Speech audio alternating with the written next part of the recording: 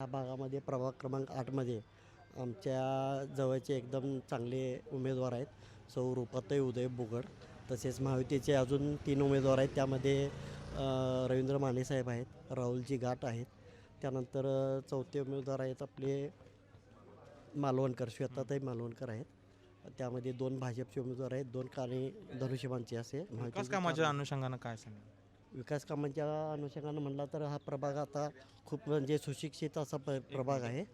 आपल्याला ह्या प्रभाग क्रमांक 8मध्ये आज परिसर आहे सगळा एकंदरीत सुशिक्षित असा परिसर आहे आणि सर्वसामान्य लोक आणि सुशिक्षित लोकांच्या ज्या मागण्या असतात, बेसिक गरजा असतात, त्यामध्ये आपले उमेदवार सगळे पूर्वीपासून काम करत आलेले आहेत.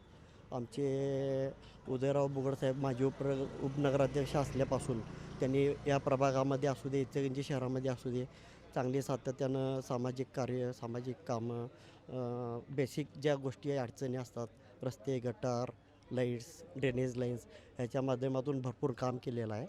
रवींद्र माने साहेबांनी पण बरेच काम केलेलं आहे. राहुलजी घाट साहेबांनी पण काम केलेलं आहे. त्यामुळं आमचा असा प्रबळ दावा आहे की प्रभाग क्रमांक 8मधून ह्या आमच्या 4च्या 4 सीटा निवडून येतील. अशाच नवनवीन अपडेट्ससाठी डिजिटल कोल्हापूर चॅनेलला सबस्क्राईब करायला